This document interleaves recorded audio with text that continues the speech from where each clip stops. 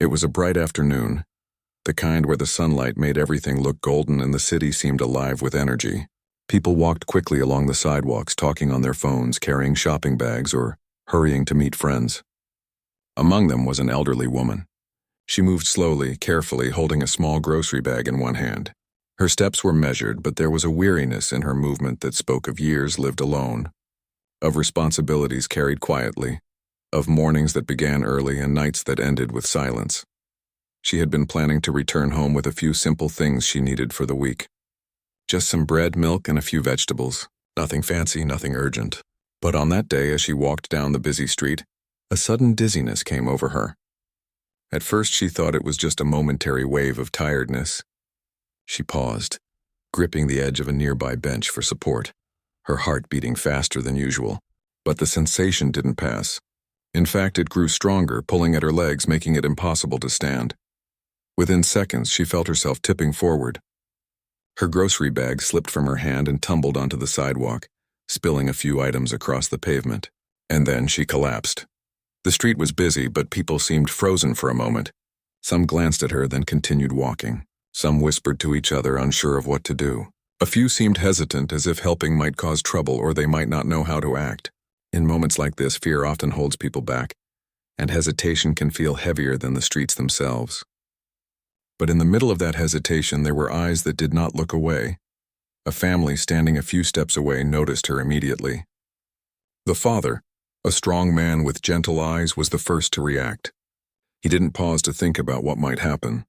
He didn't consider whether he would be late for his errands. All that mattered was the woman lying on the sidewalk, vulnerable and alone. He rushed forward, calling to his wife and teenage children to help. The mother came quickly, her face filled with concern, while their children ran to the scene, one pulling out their phone to call emergency services. The father knelt beside the woman, careful not to jostle her. He checked her pulse, gently tilting her head to make sure she could breathe easily. The mother crouched on the other side, shielding her from the traffic that passed by, occasionally waving to drivers to slow down. The children stood nearby, ready to assist, offering water and soft words to calm her panic. "Don't worry, ma'am. We're here," the father said, his voice steady, warm, and reassuring. She looked up at them, her eyes wide with fear, confusion, and relief all at once. She tried to speak, but her throat felt dry and her voice came out in a whisper. I think I just fainted," she managed to say. "It's okay." "You're safe now," the mother replied softly. "We're not going anywhere. Help is on the way." The sound of sirens grew louder, cutting through the city noise. It wasn't long before the paramedics arrived, but the family didn't leave her side. They stayed close, holding her hand, offering comfort, and talking to her in gentle tones. They wanted her to feel that she was not alone, that someone cared, that this moment would not be faced by her in silence. As they waited, small details revealed the woman's life. Her hands, though trembling, showed signs of years of work, delicate lines that told of a life lived with diligence and care. Her clothes were simple, neatly put together, but slightly worn. She didn't have a phone with her, or if she did, it wasn't functioning. There were no family members rushing toward her. In that moment, it became clear that this family of strangers was her lifeline. The children spoke softly to her, asking her name, telling her that it was okay to rest, that she didn't need to be scared. One of the teenagers brushed a strand of hair from her face, smiling gently. "You're going to be fine," they said. "We've got you." The paramedics arrived quickly, bringing professional care and a sense of relief. They complimented the family on their quick reaction, explaining that the woman's collapse could have been much more serious if help hadn't come so fast. The father nodded, thankful that their instincts had guided them correctly, while the mother wiped a tear from her eye, touched by the fragility of life and the responsibility that sometimes fell into the hands of ordinary people at unexpected moments. The woman was carefully lifted onto a stretcher, and the paramedics began to examine her. She squeezed the hands of the family members, her gratitude unspoken but deep in her eyes. "Thank you. Thank you for helping me," she whispered. "You don't need to thank us," the father said. "We're just glad you're okay." The ambulance doors closed and the vehicle began its journey to the hospital. The family followed in their car, not wanting to leave her alone. During the ride, they learned more about her. She lived alone. She had no nearby relatives, and she often struggled with basic errands because of her health. The world could be lonely for someone like her. But in those few minutes, she had experienced something extraordinary. The kindness of complete strangers who stepped forward without hesitation. As the hospital came into view, she looked at the family with a mixture of relief and newfound trust. Something in her chest felt lighter. The fear she had felt moments ago, the panic of collapsing alone on a busy street, began to fade. She realized that even in a world that often seemed rushed and indifferent, there were people willing to stop, to care, to offer their time, their hands, and their hearts to someone in need. The family parked and accompanied her inside. They spoke to the nurses, explaining what had happened, staying with her until she was properly examined and settled. In those hours, Margaret, the elderly woman, began to understand that sometimes help comes from the most unexpected places. Sometimes strangers become angels without wings, appearing just when life feels most fragile, and as she rested, she thought about the simple acts of care that had saved her, the quick reflex of the father, the protective presence of the mother, the soft reassurance of the children. Each act, small on its own, combined to create something life-changing. In a world that often felt hurried and detached, she realized that human kindness still existed, alive and breathing in the hearts of those who chose to act. By the time she was fully settled in a hospital bed, her fear had turned into curiosity and hope. Who were these people? Why had they stopped for her? How could a single moment on a busy street transform into something so meaningful? She didn't know yet, but in her heart, she felt a quiet promise. A promise that this encounter was only the beginning of a story that would touch her life in ways she could never have imagined. The hospital waiting room was quiet compared to the busy street where Margaret had collapsed. The bright fluorescent lights and the faint smell of antiseptic created a strange mix of sterility and calm. Margaret sat in the bed, covered in a soft blanket, feeling the tension in her body slowly melt away. Her hands, which had trembled on the sidewalk, now rested on the blanket, still shaky but calmer. She glanced around the room, seeing nurses moving quietly, checking charts and attending to patients. For a moment, the noise of the city felt far away. The family stayed close, sitting on the small chairs near her bed. They didn't speak much at first, giving Margaret time to breathe, to process what had just happened. The father leaned slightly forward, watching the monitors, ensuring that she was comfortable. The mother kept a gentle hand on Margaret's arm, softly reassuring her. The children lingered near the foot of the bed, occasionally exchanging a glance, both excited and concerned. Their presence was steady, a silent promise that she was not alone. After a few minutes, one of the nurses came over with a clipboard and a calm smile. She explained that Margaret had experienced a mild fainting spell, likely caused by fatigue and low blood pressure. Nothing seemed immediately dangerous, but she would need to rest and be monitored for a while.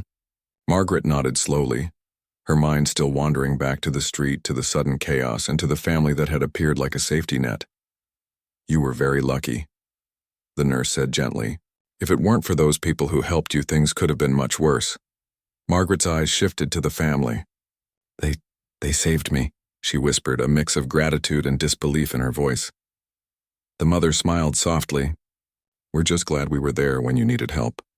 "That's all," the father added. "Sometimes we don't have to think too much. We just do what we feel is right."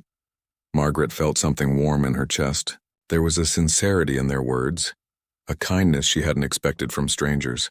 She realized that their actions were not just about helping her physically, but about restoring something deeper, her faith in human connection, in the idea that someone could care without expecting anything in return. As the hours passed, Margaret began to open up, sharing fragments of her life with them.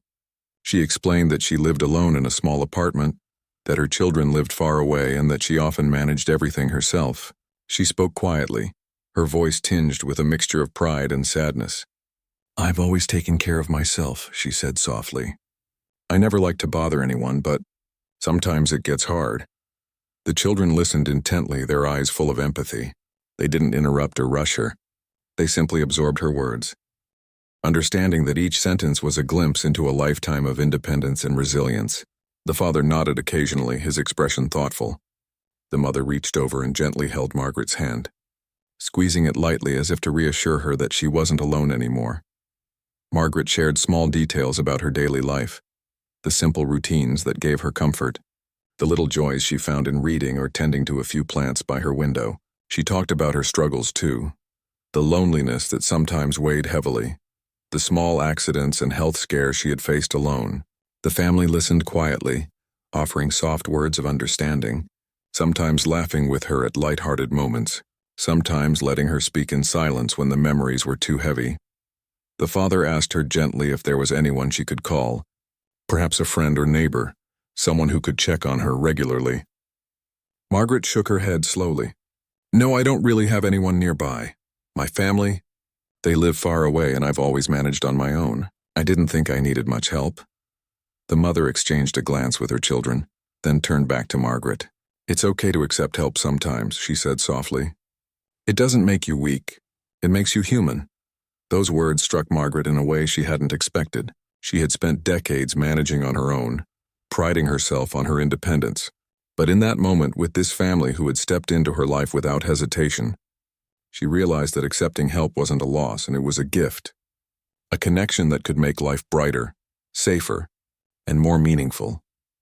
As the afternoon turned into evening, the nurses allowed Margaret to rest while the family stayed by her side.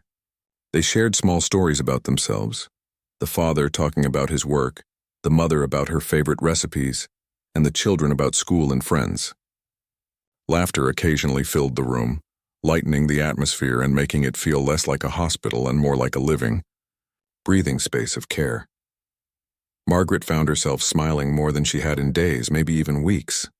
The tension in her shoulders eased, and the fear that had gripped her earlier slowly gave way to a sense of calm. She realized that these people, who had been strangers just hours ago, had become something far more significant. They were not just helpers in a moment of crisis. They were a reminder that kindness still existed, that compassion could appear in the most unexpected places. One of the teenagers brought a small notebook from their backpack. "Do you want to write anything down?" they asked, holding it out to Margaret. "Sometimes it helps to write how you're feeling." Margaret chuckled softly. "I haven't written in years," she admitted. But with their encouragement, she began to jot down a few sentences, memories of the day, the fear, the sudden relief, and the overwhelming gratitude she felt toward them. The act of writing made her feel grounded, helped her process the flood of emotions she had experienced since collapsing. As night approached, the hospital became quieter. The family stayed, ensuring Margaret was comfortable and ready for the evening. The mother offered her some tea, and the father adjusted her blanket. The children played soft games of word puzzles to distract her and keep the mood light. Margaret looked around at them, feeling a deep sense of connection. She realized that her day, which had begun with fear and uncertainty, had transformed into something remarkable, a chance to meet people who cared in ways she had almost forgotten existed.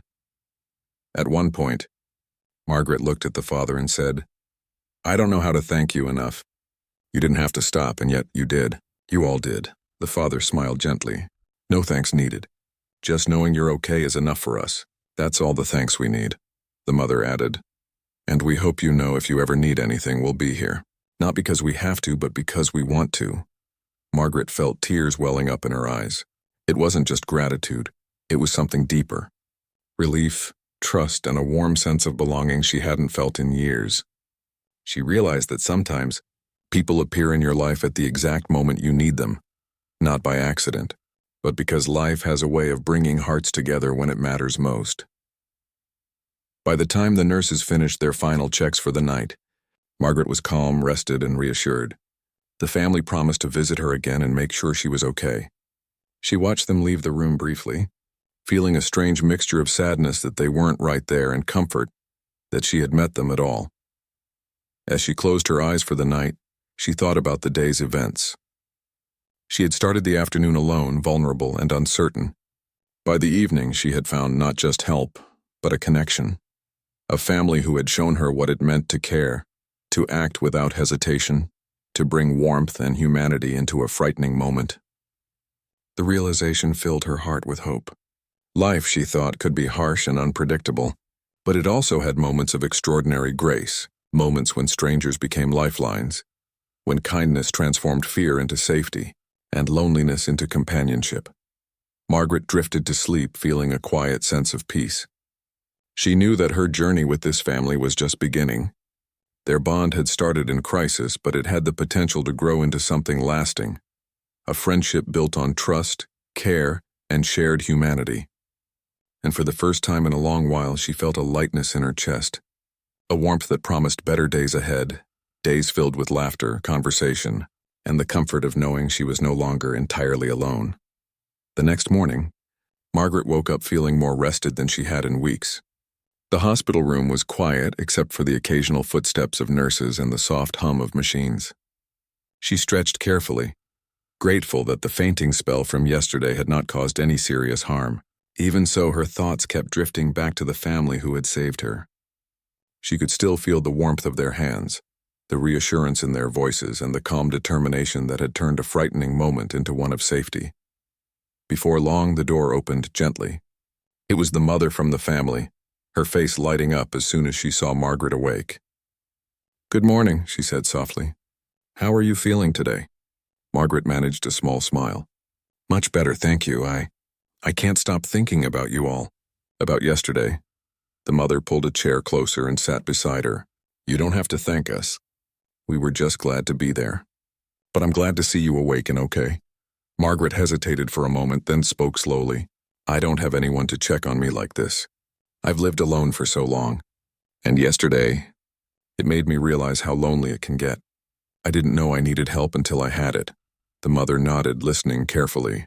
"It's not easy to accept help, especially when you've managed on your own for so long. But it doesn't make you weak. It makes you human. We all need a little help sometimes." The words touched Margaret deeply. She thought about her quiet apartment, her routines, the small comfort she had built around herself to make life manageable. She realized that while she had been independent, she had also been isolated. For years she had pushed people away, thinking she could handle everything herself. But yesterday had shown her that sometimes accepting help was not a loss but a gift. As they spoke, the father and children arrived. Their presence felt familiar now, like friends who had been part of her life for much longer than a single day. The father brought a small bouquet of flowers he had picked up on the way, a simple gesture that made Margaret's eyes well up. The children offered a handmade card with drawings and notes explaining that they were happy she was okay and that they wanted to visit her whenever she needed. Margaret felt a wave of gratitude and emotion. It was overwhelming, but not in a frightening way. It was the kind of warmth that reminded her there was still goodness in the world, still people who cared without expecting anything in return. They all sat together, talking quietly. Margaret began to share more about her life, revealing stories she hadn't told anyone in years. She spoke about her childhood, her work, her quiet routines, and the little joys that had kept her going even in lonely times. The family listened with genuine interest, asking questions not out of curiosity, but out of a desire to understand her, to connect. The children laughed at some of her funny stories, moments when life had been unpredictable or when she had made mistakes that seemed minor but had felt huge at the time. Margaret found herself laughing too, the sound light and freeing echoing softly in the hospital room. For the first time in years, she felt the simple joy of connection, of being understood, of being seen. Later, the conversation turned more serious. Margaret admitted that she often worried about what would happen if she fell or became ill again. She had no nearby relatives, no close friends, and had always relied on herself. The thought of facing emergencies alone had filled her with anxiety for years, but she had pushed it aside, thinking she could handle it. The father listened, his expression gentle. "That's understandable," he said. "But now you know that there are people willing to help. You don't have to face everything alone," the mother added, "and you won't have to. We're happy to check in on you, make sure you're safe, and spend time with you. Not because we have to, but because we want to." Margaret's eyes filled with tears. She hadn't realized how much she had longed for connection, for someone to care so freely until this family had stepped into her life. It wasn't just about physical help. It was about emotional support, about being seen and valued, about knowing that someone genuinely wanted to be there for her. Over the next few hours, Margaret and the family continued to talk, laugh, and share stories. They discussed books, favorite foods, memories of childhood, and lessons learned from life's challenges. The children asked her questions about her experiences, eager to learn from her wisdom, while she found joy in sharing the lessons she had gathered over decades. The hospital room, once sterile and intimidating, now felt warm, alive with conversation and laughter. At one point, Margaret paused and looked at the father. "I don't think I've ever felt this cared for," she said softly. "It's strange, isn't it? How a single moment, a single act of kindness can change so much." The father nodded. Sometimes it only takes one moment, one decision to act, one choice to help. That can make all the difference in someone's life. Margaret thought about the collapse on the street, the fear, the confusion, and the sudden relief when the family had arrived. That moment had been terrifying, but it had also been transformative. It had opened a door she hadn't realized was closed, a door to connection, to friendship, to trust. As the day went on, the nurses encouraged Margaret to rest while the family stayed close, offering support. They helped her with small tasks, brought her tea, and made sure she was comfortable. Margaret felt a sense of ease that she hadn't experienced in a long time. She realized that these people who had been strangers were becoming a part of her life in a meaningful way. She began to reflect on her own life and the choices she had made. She had always valued independence, but independence without connection had left her vulnerable. Yesterday's incident had been a wake-up call, a reminder that life was unpredictable and that kindness often came when least expected. She felt grateful that she had encountered this family, that they had acted without hesitation, and that they had brought warmth into her life at a moment when she needed it most. As evening approached, Margaret felt a desire to continue the connection she had started with the family. She realized that their presence had given her hope, a renewed sense of trust in people, and a feeling of belonging that she hadn't known in years. She wanted to find a way to express her gratitude, not just with words, but with actions that showed how much their kindness had touched her. The family, in turn, felt a deep sense of fulfillment. They had helped someone in need, yes, but they had also gained something unexpected, a connection, a bond that went beyond the act of saving a life. They laughed together, shared meals, and spent time learning about each other's worlds. Margaret had brought stories, wisdom, and warmth while they had offered care, energy, and companionship. It was a relationship that was growing naturally, rooted in mutual respect and genuine affection. Margaret found herself thinking about the future. She no longer felt the anxiety that had weighed on her for years. Instead, she felt a quiet excitement, a curiosity about what life might hold with this family in it. Their presence had transformed her perspective, showing her that vulnerability could lead to connection, that kindness could come from unexpected places, and that life could still hold moments of joy and warmth even in later years. Before leaving for the day, the mother promised Margaret that they would visit her again. "We'll check on you," she said. "We'll bring meals, stories, and laughter. You're not alone anymore." Margaret smiled, feeling a mix of relief and happiness. "Thank you," she said softly. "I don't think I've ever felt this cared for. You've changed my life already," the father added. "And it's only the beginning. We're glad to be a part of it." As they left the hospital room, Margaret watched them go with a sense of peace. She knew that her life had shifted in a meaningful way. A terrifying moment on the street had led to a bond that promised companionship, care, and genuine human connection. She felt a renewed sense of hope, understanding that even in a world that often felt hurried and distant, there were people willing to step in, to offer kindness, and to create lasting relationships out of unexpected moments. Margaret lay back in her hospital bed that night, thinking about the events of the past 2 days. She realized that her journey was changing, that the fear and loneliness she had carried for so long were giving way to connection, warmth, and hope. The family had become more than helpers. They had become a lifeline, a bridge to a world that was brighter, more caring, and full of possibilities.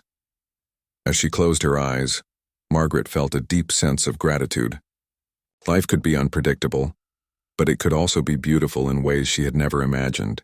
And for the first time in a long while, she felt that she was exactly where she was meant to be, surrounded by people who cared, who listened, and who had turned a moment of fear into a beginning of something truly special. After Margaret left the hospital, the family made it a point to visit her regularly. What had started as a one-time rescue had slowly turned into something deeper, a bond that neither Margaret nor the family expected, but both treasured. The first visit after her release, They arrived with smiles, warm greetings, and small gifts that were thoughtful rather than extravagant. The mother carried a basket of fresh fruits and some homemade bread, while the father had brought a small blanket to keep her cozy. The children had crafted a card with cheerful drawings and words of encouragement. Margaret felt an overwhelming sense of gratitude as they walked into her small apartment. The rooms, though tidy, were simple and quiet, lacking the bustle of life that came with family. She realized how lonely it had been, living alone day after day, managing small chores and errands with no one to share her thoughts or laughter. But the presence of the family changed everything. Their warmth and energy made her space feel alive again, and for the first time in a long while she felt truly seen. They spent the afternoon talking, laughing, and sharing stories. Margaret recounted memories from her past. Times she had traveled, the books she loved, the small joys of life that often went unnoticed. The children listened intently, asking questions and sharing their own experiences. The father and mother encouraged her to speak freely, making her feel comfortable and valued. Every conversation was a bridge, connecting decades of life experience with youthful curiosity and care. During the visit, the family noticed little things that Margaret struggled with. She had difficulty reaching some shelves. Her knees were stiff, and carrying heavy groceries had always been a challenge. Without making her feel incapable, they gently offered help. The father installed a small stool in the kitchen to make it easier for her to reach high shelves, while the mother offered tips for organizing her home to reduce strain. The children carried groceries, unpacked items, and even washed the dishes when Margaret mentioned her tiredness. At first, Margaret hesitated. Pride had always been part of her independence. She was used to doing everything herself, and accepting help felt strange. But she quickly realized that this family's care was different. They didn't make her feel weak or helpless. They acted with respect, patience, and kindness, making her feel like she was a part of something rather than being dependent on someone else. As days turned into weeks, these visits became a routine. The family would come to her apartment on certain days, helping with chores, sharing meals, and simply spending time together. Sometimes they cooked meals with her, learning her favorite recipes and sharing their own. Margaret taught them how to make a simple stew she loved, while they introduced her to some modern dishes the children enjoyed. The kitchen was filled with laughter, smells of cooking, and the joy of shared effort. Margaret also began to share her hobbies. She loved reading, and soon the family would sit with her as she read aloud from her favorite books, turning it into a kind of storytelling session. The children would ask questions, the parents would share thoughts, and Margaret would offer insights and anecdotes from her own life.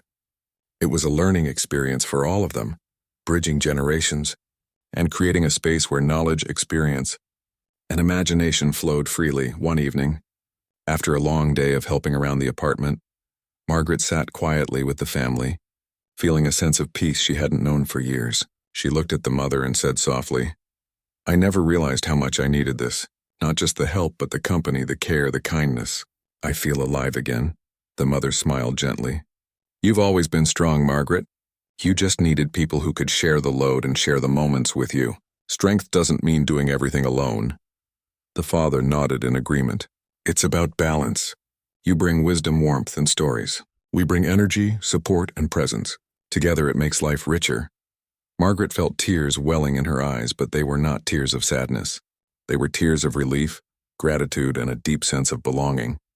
She realized that her world, which had been small and quiet, had expanded with the presence of these people who cared. She no longer felt isolated. She felt connected, valued, and loved in a way that went beyond words. Over time, the family became a part of her daily life. They celebrated small victories like a completed chore or a day without pain, and comforted her on difficult ones like a tired afternoon or a bout of loneliness. Margaret, in turn, offered wisdom, laughter, and a sense of history that enriched their lives. The children learned lessons that couldn't be found in books, understanding the value of empathy, patience, and the power of simply being there for someone. One weekend, the family invited Margaret to a small picnic at a nearby park. At first, she hesitated, worried about her stamina and whether she could manage the outing. But the family reassured her, helping her prepare, carrying what she needed, and walking at her pace. The picnic was simple, filled with sandwiches, fruits, and juice, but it was a celebration of connection. A day where the worries of life faded, replaced by laughter, stories, and the warmth of togetherness. Margaret watched the children play, saw the parents relax, and felt her heart swell with a joy she hadn't felt in years. During these visits, Margaret also found herself reflecting on her past choices. She had spent so long prioritizing independence over connection, efficiency over companionship. But now she realized that life was richer when shared. She began to make small changes in her daily routine, allowing herself to enjoy moments of leisure, to share stories, and to accept help without feeling embarrassed or weak. One evening, as the family helped her prepare dinner, Margaret looked around her modest apartment and felt a sense of gratitude. "You've all changed my life," she said softly. "I never imagined that a single act of kindness could grow into something so meaningful." The father smiled warmly. "It's not just us," he said. "It's you too, Margaret. You've welcomed us, shared your life, and allowed us to be part of it. That's what makes this special." Margaret nodded, tears in her eyes. She had lived a long life, full of experiences, struggles, and accomplishments. Yet it was these simple human connections that made her feel truly alive. She understood that kindness, trust, and shared moments could transform life in ways she had never anticipated. As weeks turned into months, the bond deepened further. The family helped Margaret navigate minor health challenges, celebrated birthdays, shared meals, and spent holidays together. Her apartment, once quiet and lonely, became a place of laughter, warmth, and life. Margaret felt a sense of purpose, knowing that her stories, experiences, and wisdom were valued. She also felt a sense of belonging, realizing that family is not always defined by blood but by love, care, and presence. Margaret began to notice subtle changes within herself. She smiled more, laughed freely, and felt lighter in her heart. The anxiety and loneliness that had once weighed heavily on her chest were gradually replaced with hope, trust, and joy. She understood that life could be unpredictable and challenging, but it could also be filled with extraordinary moments of connection, moments that could transform fear into comfort and isolation into companionship. One evening, after helping Margaret settle in for the night, the mother said gently, "You've opened your home and your heart to us, Margaret, and in return we hope we've made your days brighter."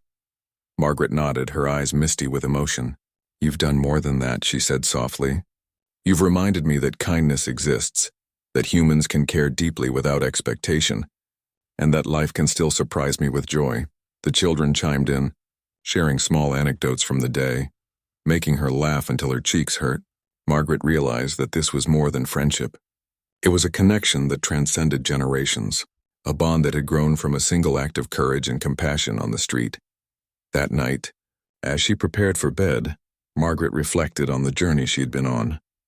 From the fear and vulnerability of collapsing alone on the sidewalk, to the warmth, care, and love that had entered her life, she understood that life's most meaningful moments often come unexpectedly. She felt grateful for the family who had saved her, not just in body but in spirit. They had transformed her world, filled it with laughter, connection, and a renewed sense of purpose. Margaret drifted off to sleep feeling peaceful and happy, knowing that her life had been forever changed. The bond she had formed with this family was not temporary. It was a living, breathing connection that promised comfort, support, and love for years to come. She understood that human kindness, empathy, and compassion could transform lives, and she felt fortunate to have experienced it firsthand. Months had passed since Margaret collapsed on the street, and her life had changed in ways she could never have imagined. What had begun as a terrifying moment had blossomed into a deep, meaningful connection with the family that had saved her. Their visits were no longer just acts of kindness. They had become a part of her daily life, woven into her routines, her joys, and even her struggles. Margaret's apartment, once quiet and lonely, was now filled with laughter, conversation, and the warmth of companionship. She looked around her small home, noticing the subtle changes that reflected the family's presence. Fresh flowers on the table, a few new books that the children had recommended, and small decorations that reminded her of their visits. It all spoke of life, connection, and care. Her home had transformed from a place of solitude into a space of love and shared moments.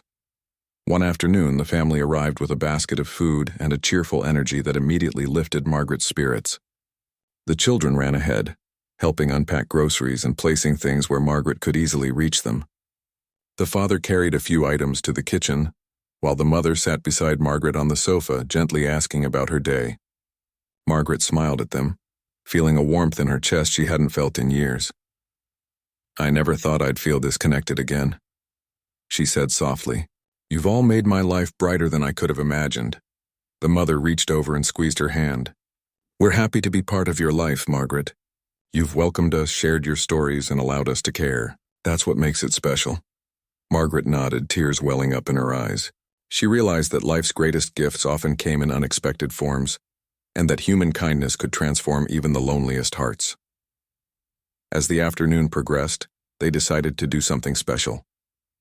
The children had been working on a small project in secret, a scrapbook filled with memories, drawings, and notes that captured their time together. They presented it to Margaret, explaining that it was their way of showing gratitude for the lessons she had shared, the wisdom she had offered, and the love she had allowed into their lives. Margaret took the scrapbook in her hands, feeling the texture of the paper, seeing the colorful drawings, and reading the heartfelt messages. She felt a lump in her throat and tears streaming down her cheeks. This is more than I could have ever imagined," she whispered. "You've given me a gift that I will treasure forever." The father smiled gently. "It's not just a gift for you. It's a reminder for all of us about how important connection, care, and love are in life. We've learned so much from you, Margaret. You've taught us patience, empathy, and the value of truly being there for someone." Margaret held the scrapbook close, feeling the depth of their words and the sincerity of their hearts. She realized that their relationship had grown far beyond a simple act of rescue. They had become family not by blood but by choice, love, and shared experience. The bond they had formed was unbreakable, built on trust, care, and the simple but profound act of showing up for one another. In the days that followed, Margaret continued to experience life differently. She no longer felt the weight of isolation pressing down on her.